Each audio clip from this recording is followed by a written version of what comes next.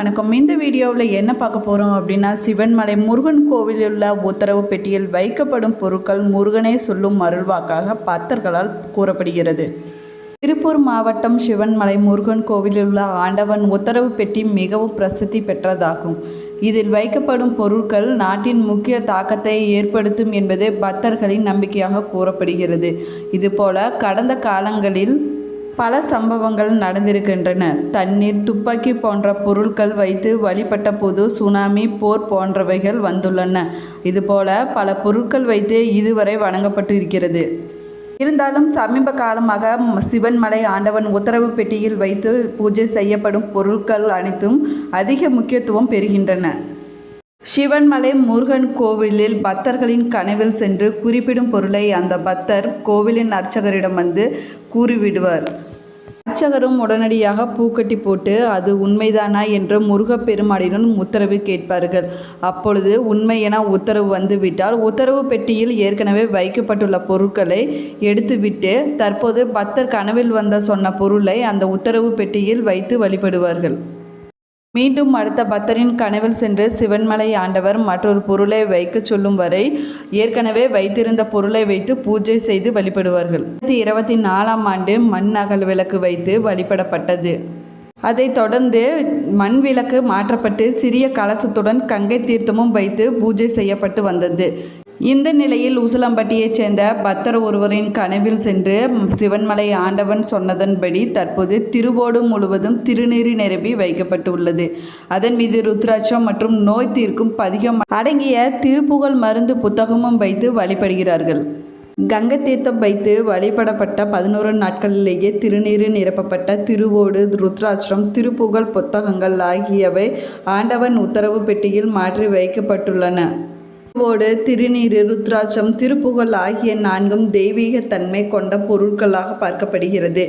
இவைகள் முருகப்பெருமான், சிவபெருமான் இருவருக்கும் உரியதாகும். அதேபோல திருநீறு அணிந்து திருப்புகழ் படித்தால் தீராத வினைகளும் தீரும் என்றும் கூறப்படுகிறது. சிவன்மலை ஆண்டவன் உத்தரவு பெட்டியில் இங்கு வைத்துள்ள இந்த பொருட்களால் வீடுகளிலும் கோவில்களிலும் பக்தர்களால் இறைவனின் அருளை பெற திருப்புகழ் பாடல்களை பாராயணம் செய்ய வேண்டும் என்றும் கூறப்படுகிறது. ருத்ராட்சம் வழிபாடு செய்வது சிறப்பு என்று கூறப்படுகிறது. வீடியோ பிடிச்சிருந்தால் லைக் பண்ணுங்கள், ஷேர் பண்ணுங்கள், கமெண்ட் பண்ணுங்கள். சேனலை சப்ஸ்கிரைப் பண்ணாமல் இருந்தீங்கன்னா சப்ஸ்கிரைப் பண்ணிக்கோங்க. கூடவே இருக்கிற பெல் ஐக்கானை கிளிக் பண்ணிக்கோங்க. வீடியோவை ஸ்கிப் பண்ணாமல் முழுசாக பாருங்கள்.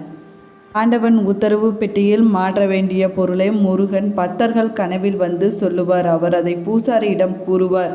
அவர் சொன்னது உண்மையா பொய்யா என்று பூ போட்டு உத்தரவு கேட்பாங்க. அதாவது வெள்ளைப்பூ வந்துவிட்டால் ஏற்கனவே வைத்திருந்து பூஜை செய்தும் பொருளை எடுத்துவிட்டு முருகன் பக்தர்கள் கனவில் சொன்ன அந்த பொருளை வைத்து பூஜை செய்வாங்க. சிகப்பு பூ வந்து விட்டால் அந்த பொருளை மாற்றாமல் அதை வைத்தே பூஜை செய்வாங்க. தற்போது திருவோடு நிறைய விபூதியும் ருத்ராட்சமும் வைக்கப்பட்டு இருக்கின்றன. மேலும் நோய் தீர்க்கும் திருப்புகழ் மருந்து புத்தகமும் வைக்கப்பட்டு இருக்கின்றன. விபூதி ருத்ராட்சமும் நோய் தீர்க்கும் மருந்து என்பதைத்தான் முருகன் உணர்த்துகிறார் என்று கூறலாம். செவ்வாய்க்கிழமைகளில் திருப்புகழ் பாடினால் தீராத வினைகளும் தீரும் என்று கூறப்படுகிறது. உத்தரவு பெட்டியில் வைக்கப்பட்டுள்ள விபூதி, திருவோடு, ருத்ராட்சம், திருப்புகழ் ஆகிய 4 பொருட்களும் தெய்வீக தன்மை கொண்ட பொருட்களாக பார்க்கப்படுகிறது. திருப்புகழை பாராயணம் செய்வதால் நல்ல பலன்களை பெற்றுத்தரும். அதுபோல ருத்ராட்ச வழிபாடும் சிறப்பானதாகவே பார்க்கப்படுகிறது. அதேபோல பருத்தி, இளநீர், மஞ்சள் உள்ளிட்டவைகளை வைத்து பூஜை செய்யும் போது அவற்றின் விலை மிகவும் சரிவாக இருந்த நிலையில் கிடுகிடுவென்று உயர்ந்ததாகவும் கூறப்படுகிறது. அதே போலவே கொரோனா காலகட்டத்தில் மஞ்சள் தூளை வைத்து பூஜை செய்த போது நாம் கொரோனா தொற்றிலிருந்து தப்பிக்க மஞ்சள் தூளை அதிகமாகவே பயன்படுத்தி இருக்கிறோம். அதுபோல மஞ்சள் ஒரு கிருமி நாசினி. இப்படி பல்வேறு விஷயங்களை இந்த உத்தரவு பெட்டி உணர்த்தி இருக்கிறது. சிவன்மலை கோவிலில் சிறப்புகளை பிரசித்தி பெற்றது ஆண்டவன் உத்தரவு பெட்டியாகும். நாட்டில் ஏற்படும் இன்னல்கள், மகிழ்ச்சிகளை முன்னதாகவே உணர்த்தக்கூடிய மூலவருக்கு காரணமூர்த்தி என்ற பெயரும் இருக்கிறது. சிவன்மலை ஆண்டவர் பக்தர்கள் கனவில் எந்த பொருட்கள் சம்பந்தமாக எந்த பொருட்களை உத்தரவு பெட்டியில் வைக்கலாம் என்று உணர்த்துகிறாரோ அந்த பொருள் உத்தரவு பெட்டியில் வைத்து வழிபடப்பட்டு வருகிறது. இதுவரை உத்தரவு பெட்டியில் மண், துப்பாக்கி, ஏற்கலப்பை, ரூபாய் நோட்டு புத்தகம், சைக்கிள், அரிசி, மஞ்சள், இளநீர், தங்கம், சர்க்கரை, கணக்கு நோட்டு, பூ மாலை, இரும்பு சங்கிலி, ருத்ராட்சம், இளநீர்கள் என பல்வேறு பொருட்கள் வைத்து பூஜை செய்யப்பட்டிருக்கின்றன. அவ்வாறு வைத்து பூஜை செய்யப்படும் பொருட்கள் ஒரு பெரிய தாக்கத்தை ஏற்படுத்தி இருக்கின்றன. சிவன்மலை சுப்பிரமணிய சாமி கோவிலில் தைப்பூச தேர் திருவிழா கடந்த வாரம் வீரகாளியம்மன் கோவிலில் கொடியேற்றத்துடன் தொடங்கியது.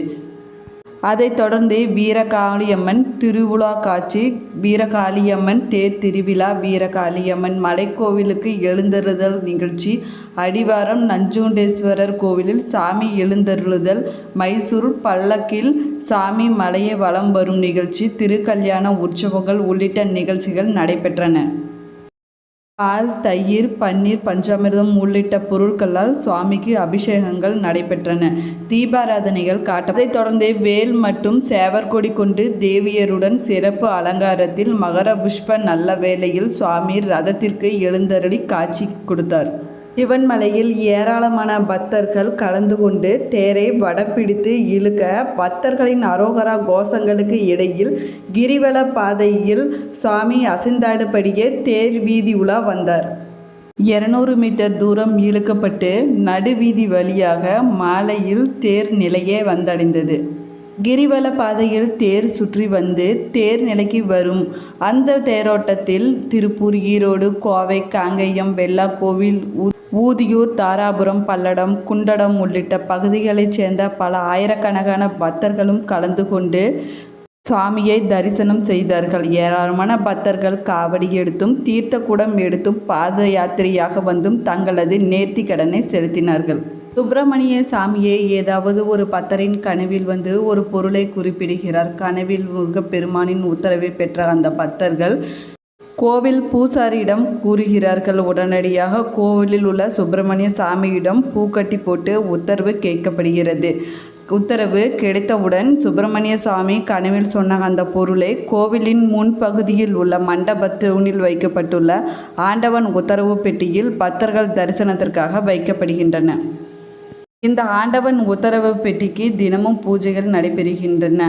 அடுத்த பக்தரின் கனவில் முருகன் வந்து சொல்லும் வரை ஏற்கனவே வைக்கப்பட்டுள்ள பொருளை ஆண்டவன் உத்தரவு பெட்டியில் வைக்கப்பட்டிருக்கிறது.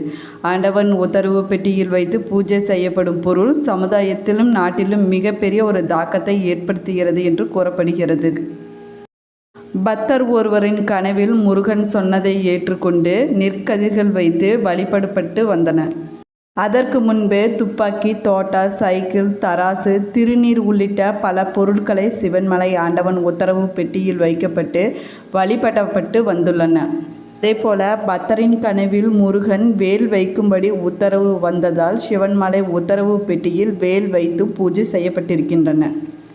இதனை ஏராளமான பக்தர்கள் வந்து தரிசித்து வணங்கியும் சென்றிருக்கிறார்கள். வேல் என்பது பொதுவாகவே வெற்றியை குறிக்கும் என்று கூறப்படுகிறது.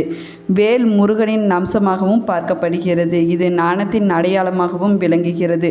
ஆண்டவன் உத்தரவு பெட்டியில் வேல் வைக்கப்பட்டுள்ளதால் அது வேல் என்பது தமிழ் கடவுளான முருகப்பெருமான் கையில் வைத்திருக்கும் ஆயுதமாகும். அது மட்டுமில்லாமல் முருகப்பெருமான் சூர சம்ஹாரத்திற்காக பயன்படுத்தப்பட்ட ஆயுதமாகும். பார்வதி தேவி தன்னுடைய அனைத்து சக்திகளையும் உள்ளடக்கி தன் மகனுக்காக கொடுத்தது வேலாகும். ஆக மொத்தத்தில் வேல் என்பது அதர்மத்தை அழிப்பதற்காக உருவாக்கப்பட்ட ஆயுதமாகும். சிவன்மலை ஆண்டவன் உத்தரவு பெட்டியில் முருகப்பெருமான் அடுத்த பக்தரின் கனவில் என்ன பொருளை குறிப்பிடாரோ அந்த பொருளை உத்தரவு கேட்ட பின்புதான் உத்தரவு பெட்டியில் வைத்து பூஜை செய்வார்கள். அதாவது முருகப்பெருமான் பக்தரின் கனவில் தற்போது என்ன பொருளை சொன்னாரோ அந்த பொருளை வைத்துத்தான் பூஜை செய்வார்கள். தற்போது சிவன்மலை உத்தரவு பெட்டியில் திருநீறு நிரப்பப்பட்ட திருவோடு, ருத்ராட்சம், திருப்புகழ் புத்தகம் மாற்றி வைக்கப்பட்டு இருக்கின்றன. சிவன்மலை உத்தரவு பெட்டிக்கு பூஜை செய்யப்பட்டு வருகின்றன. இந்த 4 பொருட்களும் தெய்வீக தன்மை கொண்ட பொருள்களாகவே பார்க்கப்படுகின்றன. இவைகள் முருகப்பெருமான், சிவபெருமான் இருவருக்கும் உரியதாக பார்க்கப்படுகிறது. நாள்தோறும் திருப்புகழை பாராயணம் செய்வதால் முருகனின் அருள் பரிபூரணமாக கிடைக்கும் என்றும் கூறப்படுகிறது. ருத்ராட்சர வழிபாடு செய்வது மிகவும் சிறப்பானதாக பார்க்கப்படுகிறது. திருநீறு அணிந்து திருப்புகழ் படித்தால் தீராத வினைகளும் தீரும் என்றும் கூறப்படுகிறது. சிவன்மலை ஆண்டவன் உத்தரவு பெட்டியில் அடுத்து உத்தரவு வரும் பதிவே நீங்கள் பயன்பெறும் வகையில் அமைஞ்சிருக்கும் என்று நினைக்கிறேன். இந்த பதிவு பிடிச்சிருந்தால் லைக் பண்ணுங்கள், ஷேர் பண்ணுங்கள், கமெண்ட் பண்ணுங்கள்.